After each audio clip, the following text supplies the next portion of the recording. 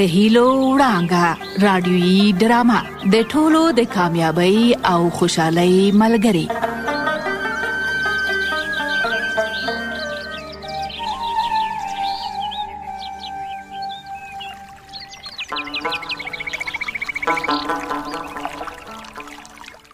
درنو دوستانو، سلامونه او نیکی هیلې می ومنئ.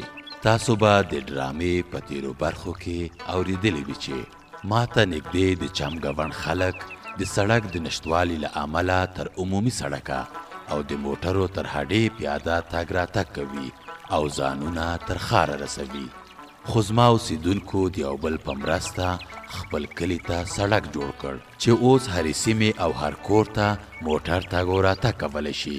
نو تاسو ته زما سلام مشوره دا ده چې تاسو د امکان تر حده د خپلې سیمې د پرمختګ او آبادۍ لپاره نستوڼې رابډ وهئ او هڅه وکړئ. د بیلګې په توګه تاسو کولی شئ چې د خپل کلي کور له پاکوالي یې راپیل کړئ. د څښاک اوبه مو پاکې وساتئ. روانې اوبه مه چټلوئ. ورځني ژوند کې مو د پاکوالي خیال وساتئ او دا عادت مو خپلو ماشومانو ته هم انتقال کړئ، ځکه چې پاکوالی او نظافت تاسو له ګوزڼ او نورو ګڼو ناروغیو نه ساتلی شي.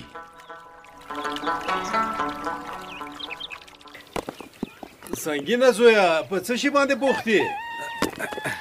پلاره، دا تیږې بې ځایه پرتې دي. ما وی یو ځای به یې راټولې کړم. دا خو به ډېر ښه کار وشي. دا مخه به م خلاصه شي او تیږې به هم د کار لپاره یو ځای شي. ستا خبره بیخي سمه ده پلاره. که لاره وي ټیکټر به هم د کور دننه راشي او که موږ او تاسو کار کوه بیا به کوم خنډ هم نه وي. ګل خبره دې وکړه سنګینه زویه. ته صبر چې ورته دوه شو نو ژر به یې ځای په ځای کړو. پلار جانه، ته ځان مه په عذابوه. نه زویه، هېڅ زحمت نه دی. هوښیاران وایي بختور خلک هغه دي چې بېکاره وخت نه تېروي. هوښیارانو څه پټ نه دي پریښي. هغه چې وایي تر بېکارۍ بېګار هم ښه دی. همداسې ده سنګینه زویه. او سترګې مو روښانه. هغه ده ملالۍ او مور دې هم د نوي کور لیدو ته راغلې.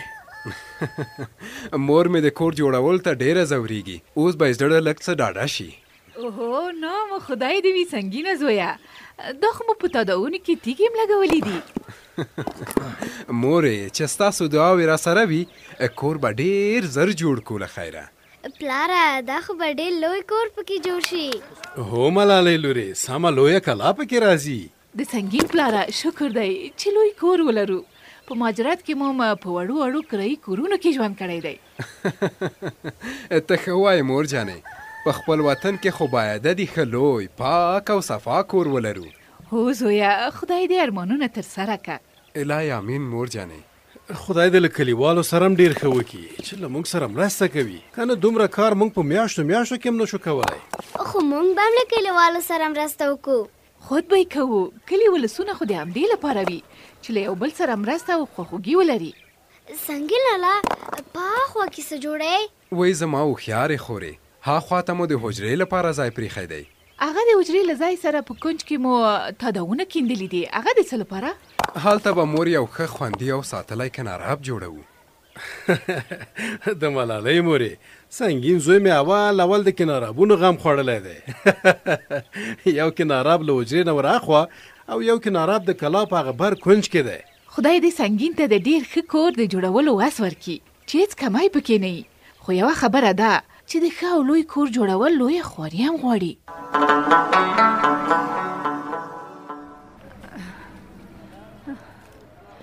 ولې سیف الدین پلاره؟ څه وایې بیبي زبیدې؟ په بازار کې دې په ګرځېدو ستړې کړم. نو زه څه ملامت یم؟ له تا نه د خپلې پلارګنۍ کور هم هېر شوی ده. د لوی جامع جومات شاته دی. ته یو وارې جومات پیدا که. یاره څه ووایم، څو ځله مې لمونځ هم پکې کړی ده خو اوس یې نشم پیدا کولی. ښه نو زیاتې نو په ګرځېدا ستړې شوم. لاس مې ونیسه چې چېرته دمه وکړو. ښه ده، راکړه لاس دې. وایي ته ودرې چې امسا مې رانه ولوېده. امسا دې راواخله، له ما نه ته ډېر ستړی شوی یې. هی څه وکړو، پیریم ظاهري ده، راکه لاس دې کوم دیوال ته به لږه دمه وکړو. لاس مې ونیسه، درځه. ښه ده. وای خدای رحم وکړي. وسړیه، دا د سړک په غاړه ښځې او ماشومان نه دي؟ ولې نه دي؟ ښځې او ماشومان دي.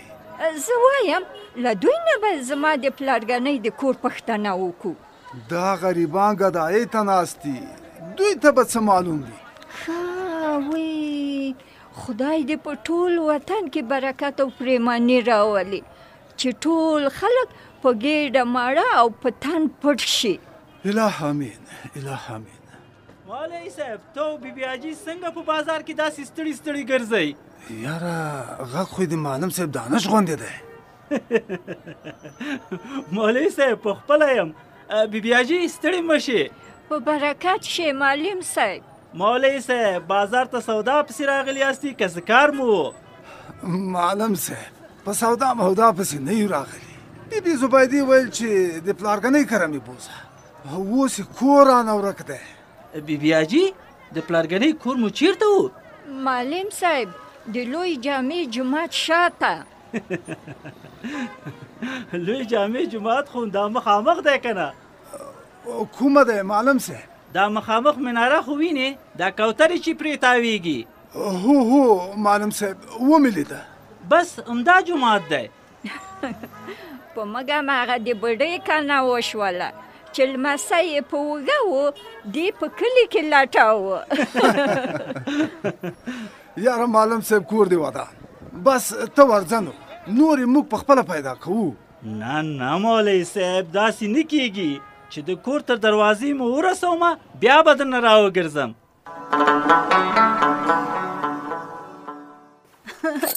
قندي ګلې ترور وایه پلوشې څه دې ویل چې داسې دې په خندا راغږ که؟ هسې ما ویل چې هغه لنډۍ څنګه وه؟ لنډۍ د شریفې ډېرې زده دي، له شریفې پوښتنه وکړه. پلوشې کومه لنډۍ یادوې؟ ته یې سر واخله چې زه یې درته ووایم. هغه چې وایي چې تورې خاورې مې کیندلې. بس وپوهېدم چې تورې خاورې مې کیندلې، پکې موندل مې ګورګوټو څڼو سرونه. هو بلکل همداسې وه، لمانه ایره شوې وه. وا پلوشې بنګړي دې په دسمال وتړه چې خاورې کیندې، اسه نه چې درنه مات نه شي. چې بنګړي مې مات شي، یولې چې بنګړي خو به ته هم راته اخلې. وای مې ولې چې څه چې دولې چې بنګړي خو به درته واخلم. اوهو دا څنګه داسې په یوه سلا د سپینو خاورو په کیندلو پسې راوتلې یاستې؟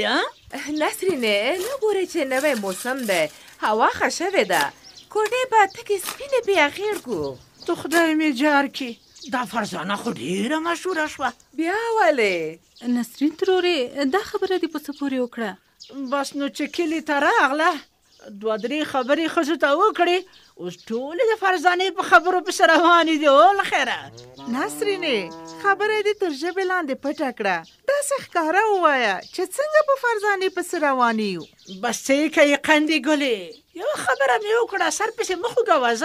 نسرینې موږ ته دې هم سودا راواچوله، خبره دې څرګنده که چې زموږ د ټولو ورته تلوسه شوه. خبره دا ده چې فرزانې نصیحتونه درته وکړل که نه چې پاکي او صفایي کوئ. اوس د ټول کلي ښځې راوتې دي، سپینې خاورې وړي او کورونه پرې اخیړئ. نو صفایي خو ډېره ښه ده، بني ادم چې پاک خوراک وکړي، پاکې اوبه وڅښي او د اوسېدو ځای پاک اوسي، ډاکټران وایي چې له مرضونو به په امان وي. پلوشې دا خو فرزانې له تا نه هم ښه ډانګ تره جوړه کړه لکه چې نسرینې هغه ورځ د مولوي صاحب مېرمنې بیبي مدینې څنګه ښه خبره وکړه؟ بیبي مدینې څه ویل؟ بیبي مدینې ویل چې صفایي او پاکي د ایمان برخه ده. اوه بېشکه دا خبره خو زه منم. نسرین ترورې چې خفه نه شي، دا خبره چې منې نو فرزانه خو هم ښه وایي چې صفایي ښه وي.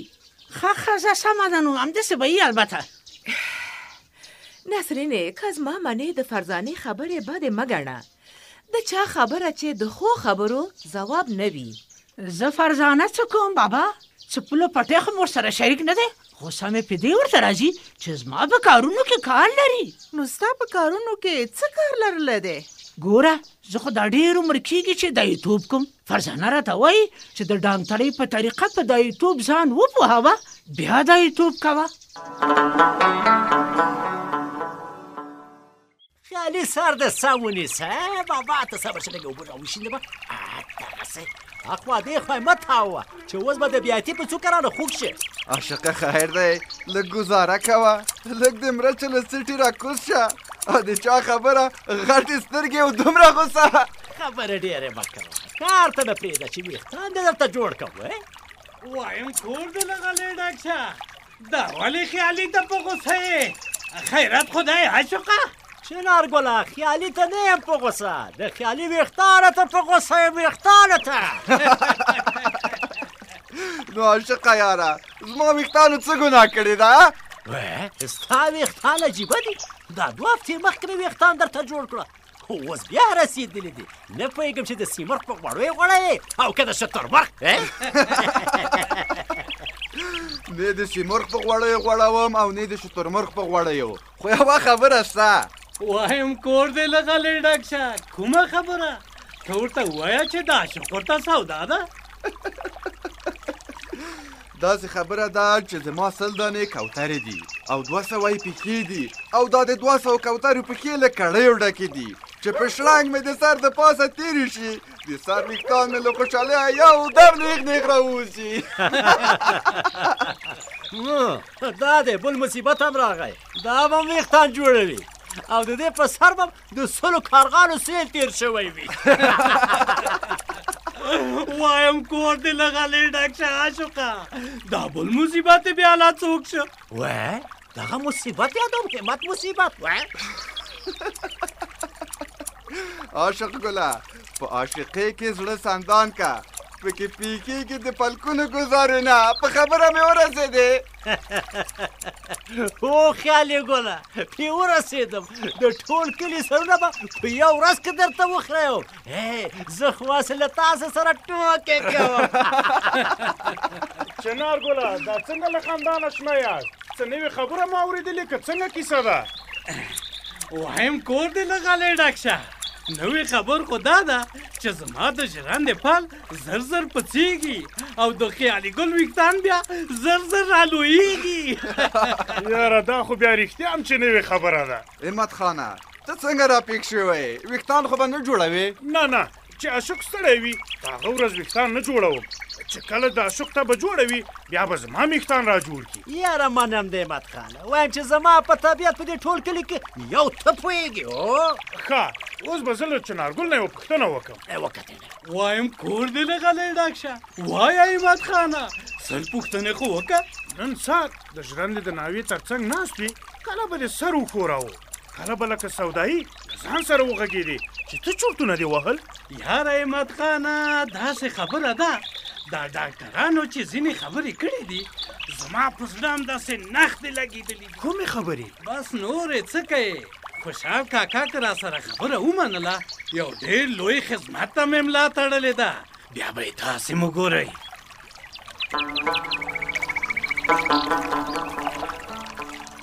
قدرمنو دوستانو تاسو په دې برخه کې واوریدل چې زما د کلي ښځینه اوسیدونکو هم د خپل کلي کور د پاکوالي لپاره ډېرې هڅې وکړې او کوي یې. ښه ده چې دغه پاکوالی لومړی له خپل ځانه بیا د کور شاوخوا سیمه بیا د کلي ورپسې د ښار او ټول هېواد پاکوالي ته پام وکړئ. ځکه خو زه وایم چې ځمکه اوبه او هوا پاکه وساتئ ګڼې راتلونکې زمانه او نسلونه مو نه بخي. تر بیا مو رښتیا په برخه ښه وختونه ولرئ.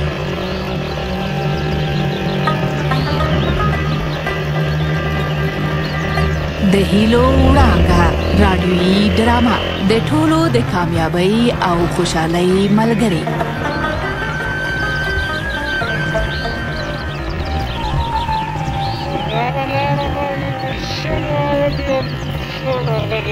Shut up,